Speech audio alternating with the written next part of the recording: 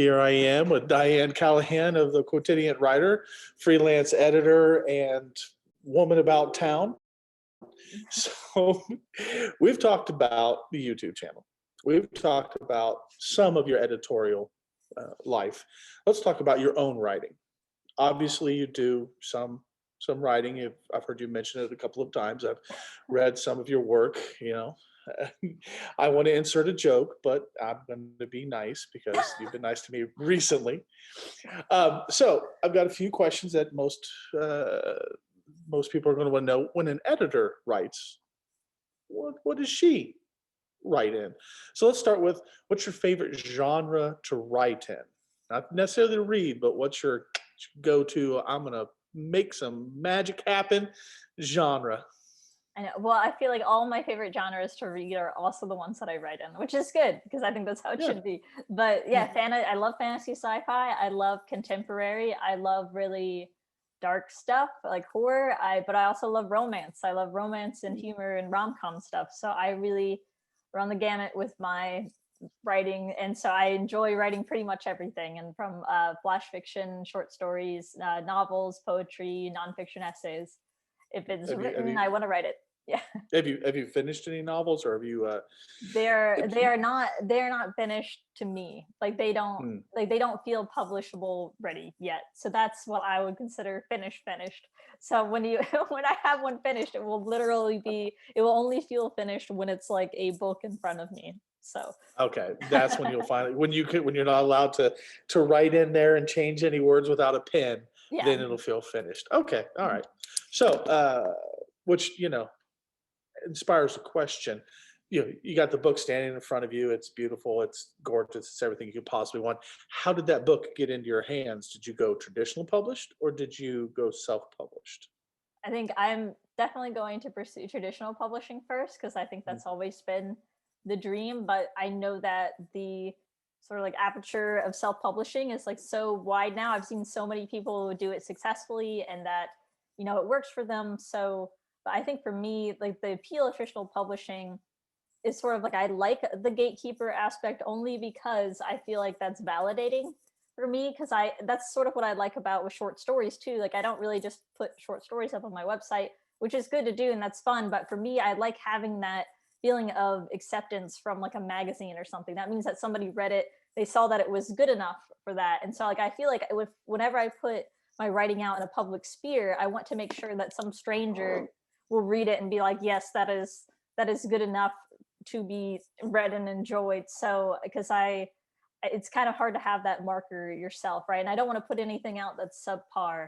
So for me, like if anything is visible to a reader, that I want it to be like the best possible quality, and it has been vetted by people I don't know. The gatekeepers. Yeah, except I'm definitely open to self-publishing, and I think it's like a wonderful option. And obviously we're basically self-publishers in our books here, and we try to have the top tier quality with the levels of readers and editors we have on these books.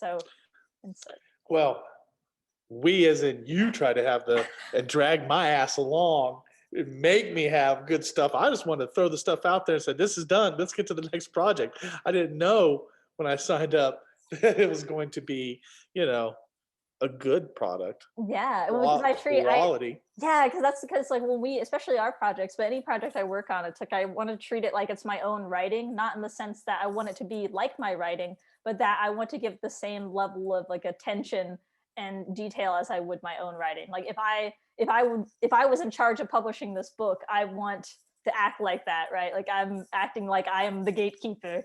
But because why do you say it? It sounds like Crypt Keeper. When I say, okay, all right. So what inspires you when you write? I think pretty much everything that I come across just becomes a story. So anything that like it's just the story ideas are pretty much everywhere. I'm trying to think of any like specific instances of stories, like especially songs. Like if I listen to a song, I'm like, oh, I want to write a story that has this vibe. Like I like the atmosphere stories. It's like, oh, okay, I want to write a story that specifically springs from this very dark, mysterious vibe, and I'll just listen to the song on a loop as I try to plot out the story in my head. So. Okay, well, there's a famous type acronym called MICE. Have you ever heard of it for writing? Yeah, Milieu, idea, character, event. yeah. And when you talked about listening to the song and getting that vibe, it made me think. Well, you're looking for a feeling. You're the as much as a vibe for the story. So I would ask this: when you're getting the book, when it's coming out of you, is it the feeling? Is it the character? Is it the event, the plot? What is first and foremost in your mind as you're creating the actual book? Drafting. When you're actually drafting the book, where's your head at? Yeah, I think it's always premise, and that's the premise in the sense that there's a core idea that, like, so for one short story that I'm working on, I'm like, okay, well, I want to write a story about a couple that comes home and they find that their house is just gone, and everybody's kind of gaslighting them about, like, where's our house, and they're like, what house, so I want that, and that's the idea, right? But I have no explanation of, like, okay, well, what's the why, who are these characters? I don't know that yet, but I have this premise. And so it's the same with, like, I really want to do like a meta cozy mystery novel sometime soon. Basically, like a cozy mystery novel where there's a girl and she's finding that people are dying around her, and then everybody else is starting to notice. So it's Mm. like the typical cozy mystery is like people just keep dying around this one person. Nobody's like, oh, this strange baker, she just keeps finding dead people all the time. Like nobody seems to have that awareness, right? So I want that very self-aware, like, meta. So that's the premise, right? So I don't really have characters, I don't have the plot arc in my head. And I most often I choose like a contemporary setting or something that's like secondary world fantasy. Mm. But yeah, so So it's I've heard you say plot a few times there. Plot, plots are pants are plants or plots are the combination of the two. Where are you falling on that dial?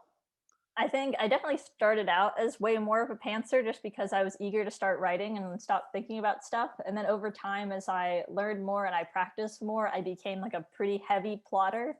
Mm. And so I'm definitely like an extreme plotter now, although sometimes I'll just kind of wing it. But I find that I finish stuff a lot more when I know the ending, when I know the direction, because otherwise I'll start writing and I'll like run into a wall because stuff just doesn't fit together. Because I'll be like, okay, I want to do this. Oh, this will be cool. But then when I kind of look at it holistically, I'm like, oh, well, there's just too much random stuff here. It's not really heading in a particular direction. So I think for me, being able to shape the story's direction makes it so much stronger. And that happened to me with Wish Hunter, definitely, because I was so glad we outlined it and plotted it because it made it so much stronger. Because when we wrote the outline, the whole third act, I ended up scrapping that and rewriting it in the outline, and then so it made the book itself so much stronger. So I'm a Mm. huge proponent of outlining. So But as any advice that Diane would give, she would caveat this. If well, she's in writer mode instead of editor mode right now, but she'd caveat this: what works for one person is not a prescription for everybody. yep. So if you're a pantser and that's how you live and die, ain't nobody here gonna judge you, sweetie. So, so anyways, all right. How much time? I mean, you're married, you're an editor, you're doing the YouTube thing, you're doing, trying to have a life. I saw the other day on one of your social media that you were geocaching. So I'm like, okay, here's somebody who's trying to have a full life, even in under today's circumstances. Where are you finding time, or are you finding time to squeeze in a little bit of writing? Yeah. How are you budgeting that? Yeah, like I really do need to budget more, especially this year. I've done a terrible job of writing. Like I'll just do like a little bit. Like yesterday I wrote like I doubled the size of a short story I was writing because I was trying to expand it to submit somewhere.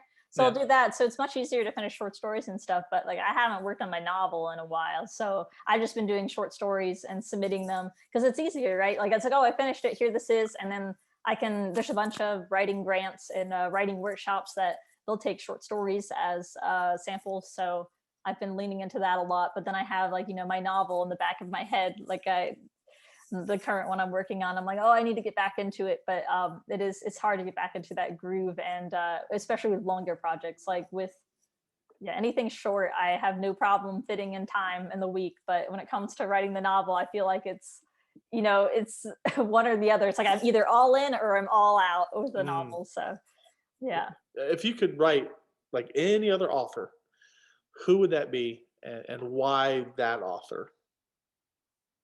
I think, let's see, I want to say Gillian Flynn, just because when I think of her prose, it's very sharp. She does Gone Girl and Mm. Sharp Objects, Dark Places.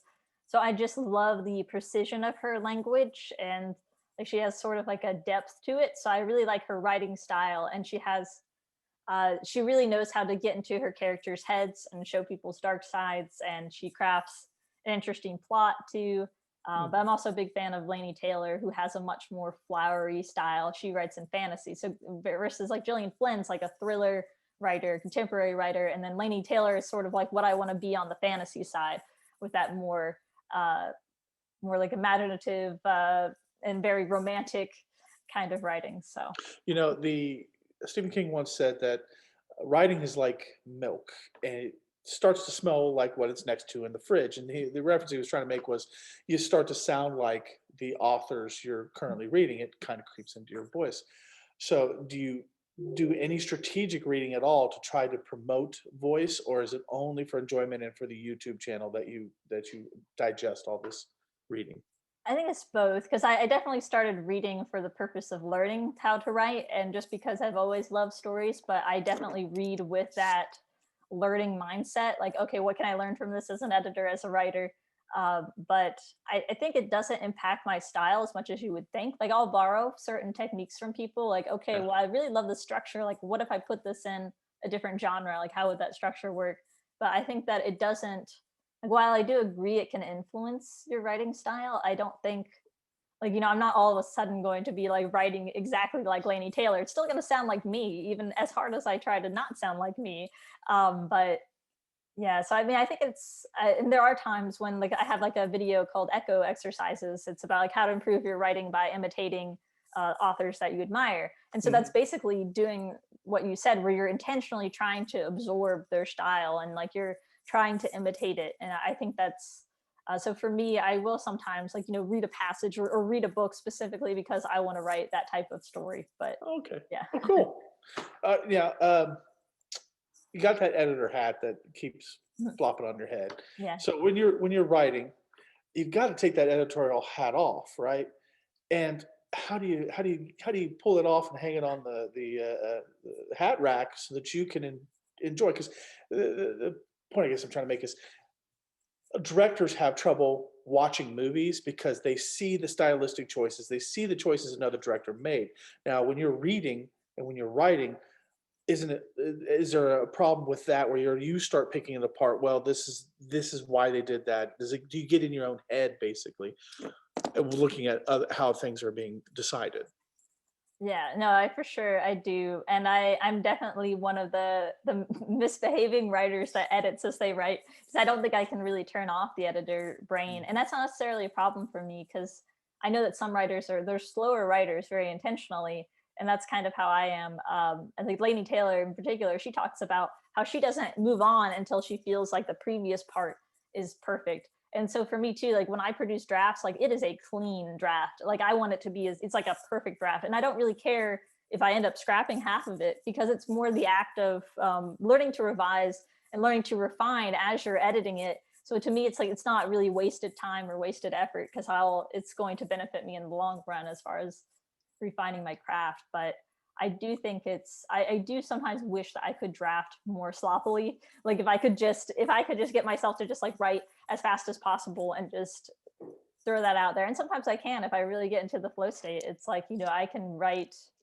just just oodles of words, and Just oodles of oodles of words. words. Like I can sit So down, yeah, and finish a short story in a sitting, but like it's pretty rare for me to do that, because I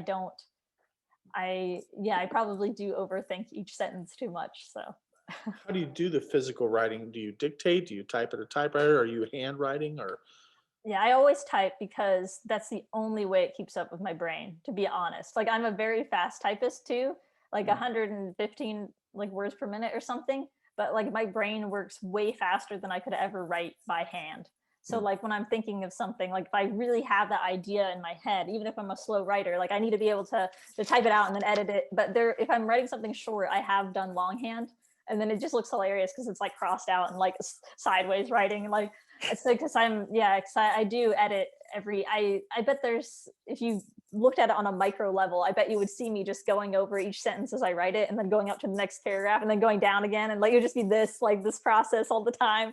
So, but yeah, so So, definitely word processor for me. okay, word processor for you. All right, all right. What's the favorite line you've ever Yeah, penned? so you gave me this question in advance so that I knew I would know what to say, because otherwise that's a hard question to It is think a of on hard the spot. question to come up with, but or to Yeah. answer. Yeah. No, I thought of the one that I opened my first lines video with, which is like or so the boats arrived in springtime carrying the bodies of headless men. That's one of my favorite lines Oh. because it's the first line of a like a horror fantasy story that I need to revise still. But All right. Well, you talked about having you super revise as you're writing, which to me would be a bad habit because I've got a first draft of sloppy like Joe's, like a sandwich of sloppy Joe's. Let's just throw everything, get it done, get it on paper, and then go back and work on it. So for me, that would be a bad habit to start doing. What bad habits do you view that you have to break? I think definitely procrastinating on writing and putting it off, which is just, it goes back to my first video that I made for myself, how to motivate yourself to write every day. I think sticking to a routine, because I'll stay in one routine for a while and then I'll fall out of it, right? So I think really having the discipline to sit down at like the same time and predictably write at that time, because I'm very erratic in my writing, and then I do have the shiny new idea syndrome where I'll be like, oh my gosh, I should work on this right now. And then I'll go jump into that. And I just sort of let my brain lead me wherever it wants to go. And really, I need to just sort of, like just sit down and do this thing, and stop being distracted by all the other things you want to do. So just focusing on one project, I think, because I always have multiple projects going at once. And that's sometimes that prevents you from finishing things, as you may know from As personal I do know. experience. Yes. Yeah. Yeah, we're working on, geez, Yeah. 4 projects, Yeah. 4, maybe 5 projects right now, and each one of them at various stages of completion. Yep. Yeah, it's something. Okay, so let's talk about the tools. You mentioned word processor a little bit ago.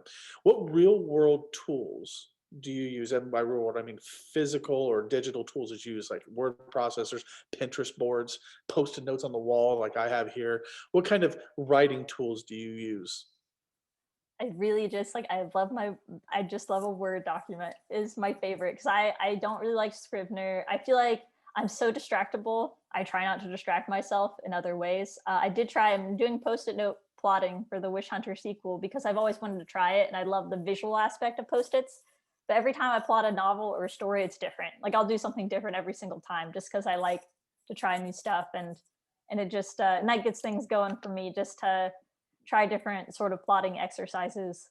But yeah, I think I love a blank document. I love just like I'll have a notes document, I'll have the draft document, and that's And really then off to all. the races. Yeah, and then I have a very very messy notes app on my phone where I just, whenever I have an idea, I'll put it in there. So it's like just full of just random like character names, random ideas. So whenever I need an idea, I just scroll through it and I'll be like, what is this even? Like these are just so.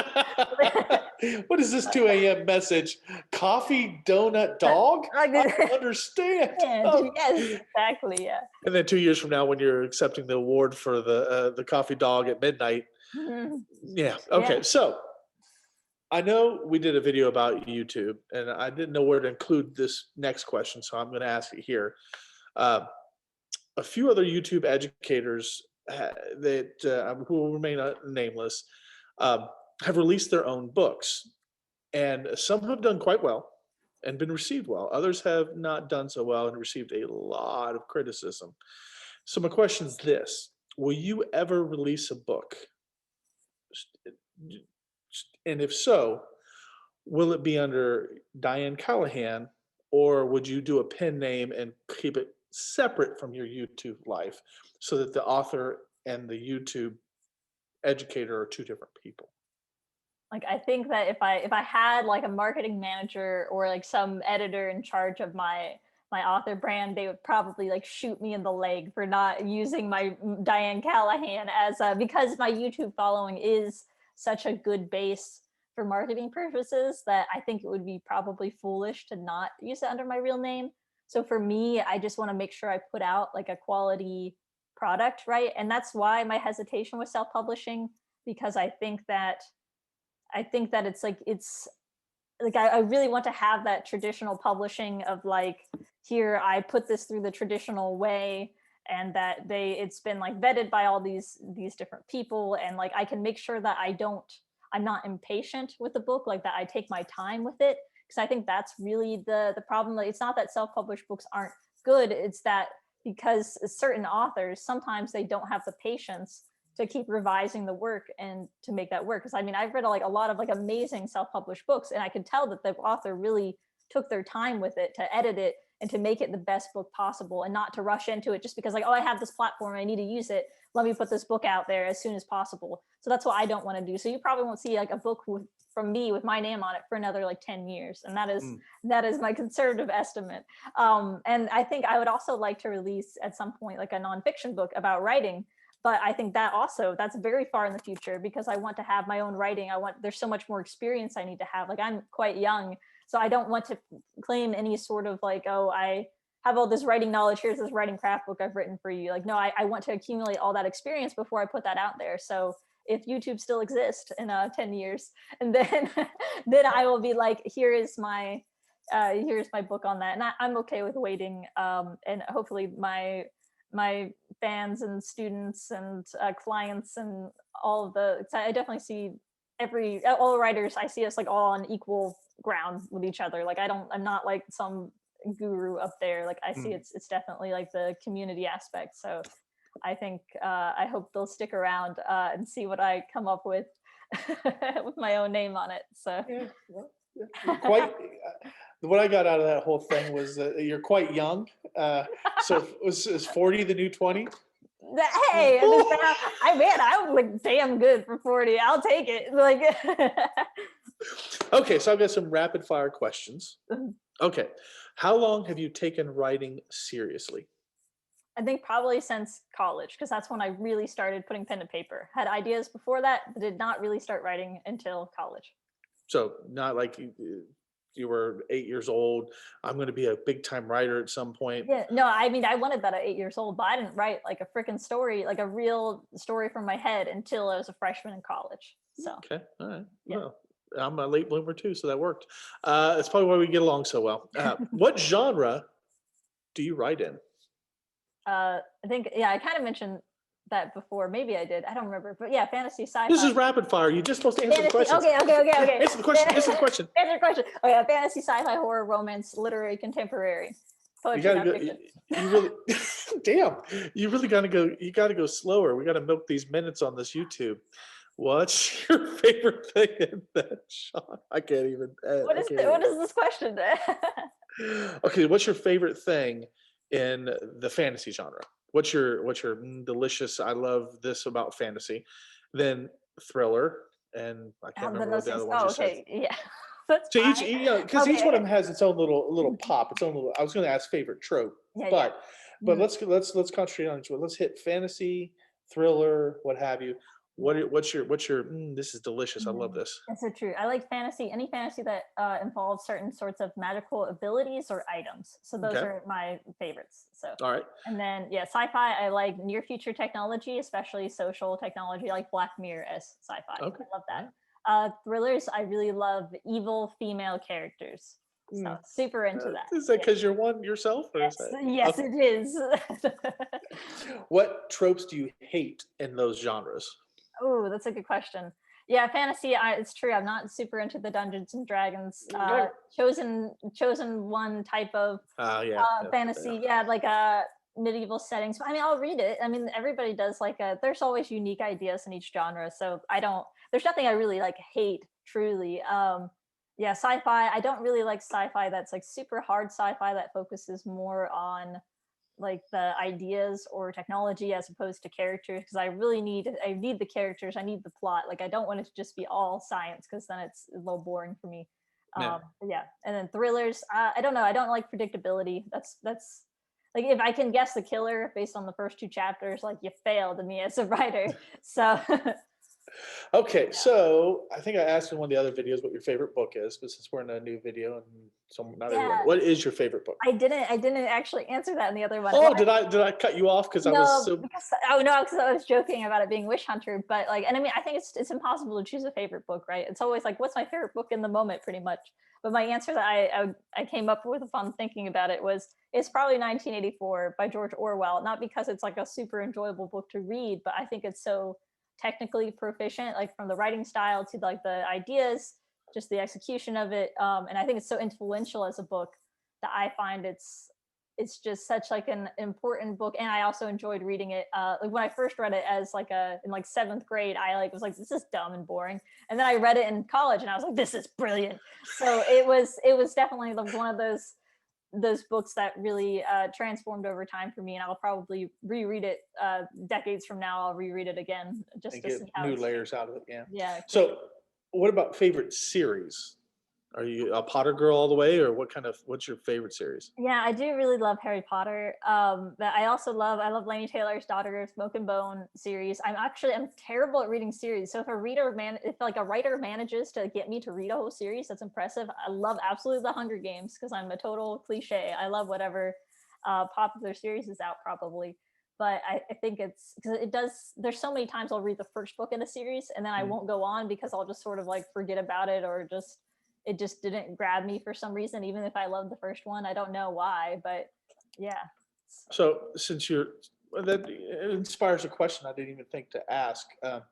You're currently plotting out a series called the Savannah River Mhm. series. Is that the technical name of the series? And the first book is in well, not post production. I don't know what we would call it. It's being beta read right now and about to go off to actual publication soon. And I've been drilling into you that we absolutely need series. Absolutely, this should need series. And the mountain came to Muhammad and said, "Okay, then I will plot a series out for you." Um, how are you handling the process since you obviously don't live for series like I personally do? I love staying with the characters for long periods of time. How are you finding plotting something that continues the same character since it's obviously uh, been requested of you? Well, it ain't my first rodeo because I Is did it that your for first my. rodeo? It's not Hmm. my first rodeo because for my. I know this. You know what? You look like I don't know. That's how good of an interviewer I am. You I usually do like to you're show looking at me like, why don't you know this? We this. talk about this all the time. And I'm like, yes, because the people don't know. And I'm trying to be a good interviewer. Now I'm red faced. We're I sorry. thought I Well, was no, doing it's just good. because I've plotted other series for other clients. So like I've never plotted a series for myself, which is kind of interesting too to think about. Because when I think of novels, they're almost always like standalone, and I don't really think in terms of like 8-book series. But that's what I used to plot was like, oh, there needs to be 6 books, there needs to be 8 books. So I would have to be like, okay, how do we have this like a serial plot that's still like episodically satisfying, right? Hmm. That's very hard to do. And so I think I don't mind going with the same characters over the course of a series, especially because with Witch Hunter it's a trilogy, and that's just works perfectly because that to me is like the perfect length.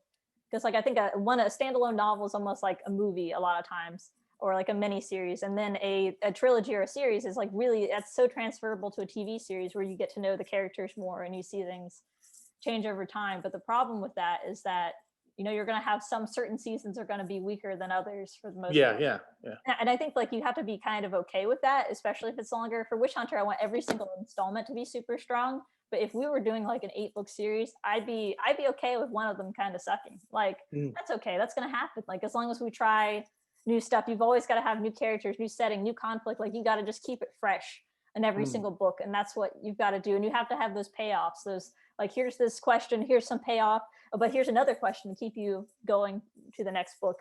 And because I think that's with series the biggest thing is that you don't want things to stagnate. You don't want people to not get any payoff from what they've been expecting, because that's what you need to give a little, take a little for every single book in a series, I think. And that's the Well, difference. speaking of Wish Hunter, what POV is Wish Hunter in? It's in third person limited from just the one perspective, Nadia's perspective. So Okay, so which of course I obviously know that, but the next question I don't actually know because I don't know the plot of book 2. Will it continue to be Nadia's POV through the entire series? Yeah, I will. Just for the sake of simplicity, I think, and I think it's easier to just connect more deeply with a book sometimes when you only have one POV because you get close to that character. And so that will help us keep down the word count, I think. And and when I plot stuff, I tend to plot very continuously.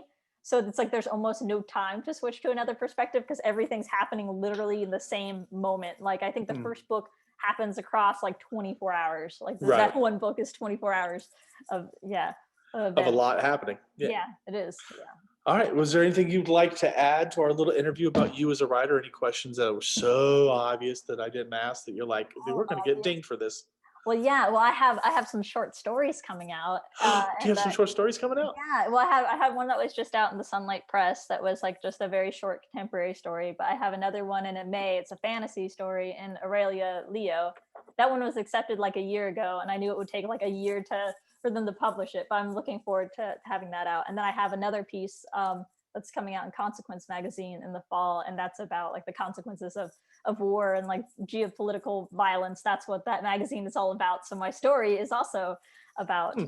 about Geopolitical war. violence. Yeah, it's about geopolitical violence. No, yeah, it's from the perspective of a veteran coming home from war and that sort of thing. So that's my contemporary side too. So I always have short fiction coming out and poetry. Even if my novels will be years in the future, I do have some smaller works if you want to get a taste for my style. So But we'll be putting some links directly to a few of those, and also a link to Diane's website so that you can continue to follow her YouTube channel, follow this YouTube channel, yeah. like and subscribe, and all that YouTube stuff that they tell us we need to do. I'm Jordan Riley Swan, and this ends this particular interview with Diane Callahan of the Quotidian Writer.